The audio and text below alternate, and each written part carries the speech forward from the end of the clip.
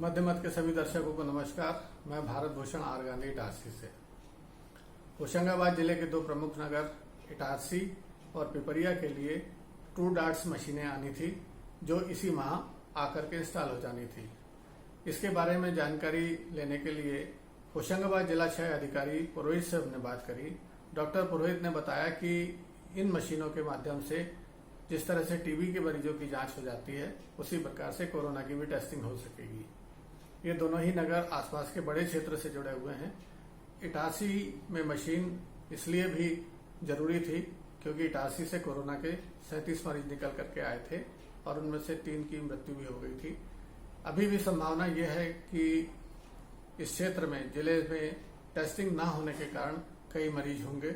इस मशीन के लग जाने के बाद में टेस्टिंग आसान हो जाएगी और मरीजों का इलाज किया जा सकेगा।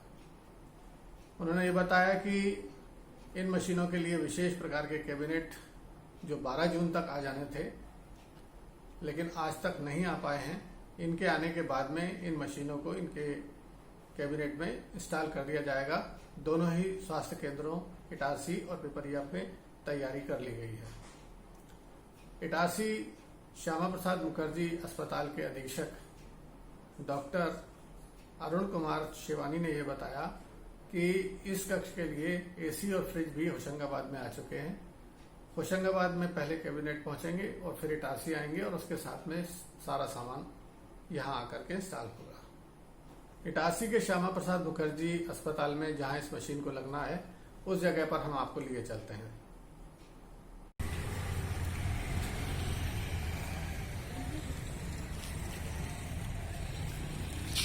डॉट सेंटर के बाजू में ये कमरा खाली किया गया है, जो ट्रू डॉट मशीन आने वाली है। ट्रू डॉट मशीन, जिससे कोरोना और टीबी दोनों की जांच की जाएगी। होशंगाबाद के डॉक्टर पुरोहित ने बताया कि इस मशीन के लग जाने के बाद में लगभग 45 मिनट में रिजल्ट आ जाया करेंगे, जो काफ़ी बड़ी अच्छी खबर है। उन्होंने यह भी बताया कि होशंगाबाद जिले में इटारसी और पिपरिया स्वास्थ्य केंद्रों पर यह मशीन लगने वाली है। अभी ये कक्ष खाली है। सूचना ये थी कि इसके लिए जो कैबिनेट आने वाला है ट्रू डॉट मशीन के लिए, वो 12 जून तक आ जाएगा, लेकिन अभी तक नहीं आया है। ये कक्ष पूरी तरह से तैयार है मशीन के लिए। होशंगाबाद के एक वरिष्ठ सर्जन डॉक्टर BM मालवी ने एक वीडियो हमारे से शेयर किया है, जिसमें उन्होंने खांसने के खास तरीके को बताया है, ताकि संक्रमण से किस तरीके से बचा जा सके और यदि संक्रमण हो जाए तो भी इलाज के दौरान किस तरह से खांसना चाहिए, उसका एक वीडियो उन्होंने बनाकर भेजा है। साथ ही उन्होंने श्वास नली और मुख से सांस लेने की एक वीडियो भी हमें भेजी है, जो हम आपके साथ में शेयर करने जा रहे हैं। नमस्कार। कोरोना संक्रमण के बाद उससे अच्छा होने के लिए अस्पताल में भर्ती होने की नौबत ना आए, इसके लिए आपको कुछ ऐसा करना होगा कि कोरोना आपके गले और नाक से होकर ही चला जाए वापस, वो आपके फेफड़ों तक ना पहुंच पाए, आपके लंग्स तक ना पहुंच पाए। उसके लिए आपको विशेष प्रकार की खांसी की प्रैक्टिस करना होगी। विशेष प्रकार की खांसी में कोई विशेष अलग बहुत कठिन बात नहीं है। फ़र्क इतना है, जैसे आप खांसते हैं वैसे ही खांसेंगे। बस इतना ध्यान रखेंगे कि खांसने के बाद में वापस सांस मुंह से नहीं लेना है। आपको खांसने के बाद में मुंह बंद करके फिर नाक से ही सांस खींचना है। आप देखिए।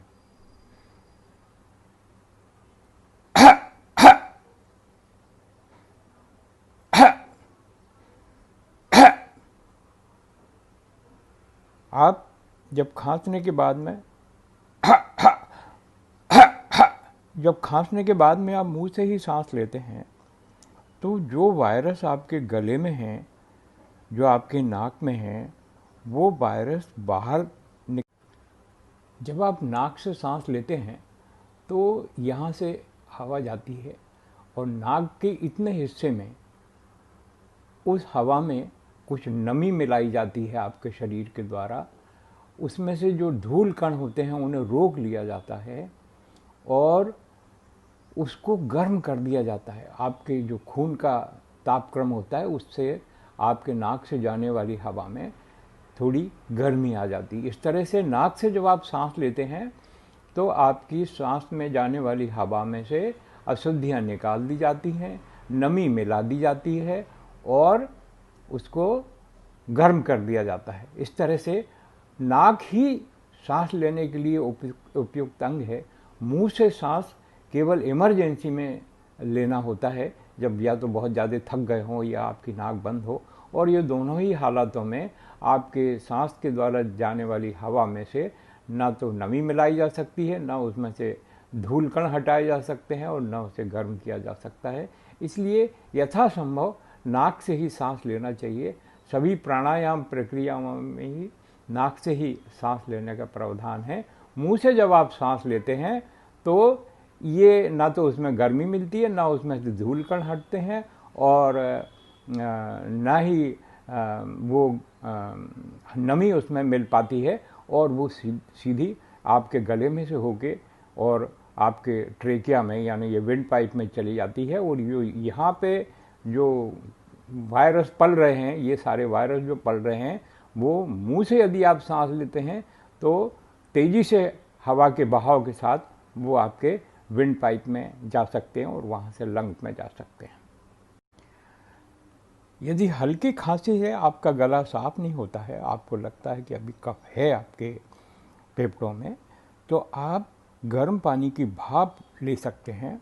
और गर्म पानी की भाप लेने से, स्टीम इनहेलेशन करने से आपके जो कफ है, जो आपका खकार है, बलगम है, वो बहुत नरम हो जाएगा, ढीला हो जाएगा और हल्की खांसी से भी वो बाहर निकल जाएगा। खांसी करके आपने लंग्स को, आपके गले को साफ करना और आपके वायरस को बाहर निकलने में मदद करने में एक सावधानी की ज़रूरत है। इसका अति बिल्कुल भी नहीं करना चाहिए, नुकसान होता है बहुत। आप खांसी बहुत बार बार खांसी करने की, ज़ोर से खांसी करने की जिद कर लेंगे तो आपके सांस लेने के मसल से वो थक जाएंगे और आपको नुकसान हो सकता है, आपको अस्पताल में भर्ती होने की नौबत आ सकती है। आज बस इतना ही। जाते जाते आपसे एक निवेदन, सोशल मीडिया के माध्यम से जितनी भी खबरें आ रही हैं उनमें अनेक खबरें फेक होती हैं, झूठी होती है और अफवाह बढ़ाने वाली होती है। आप इसके संवाहक मत बनिए, अपनी बुद्धि का इस्तेमाल कीजिए, बिना किसी ऐसी बात पर भरोसा करे सुरक्षित रहिए और लोगों को भी इस बात की सलाह दीजिए कि वो इस तरीके के शेयरिंग से और इस तरीके की खबरों के भ्रामक से अपने ऊपर असर ना डालें, सुरक्षित रहें। आज बस इतना ही। धन्यवाद। नमस्कार।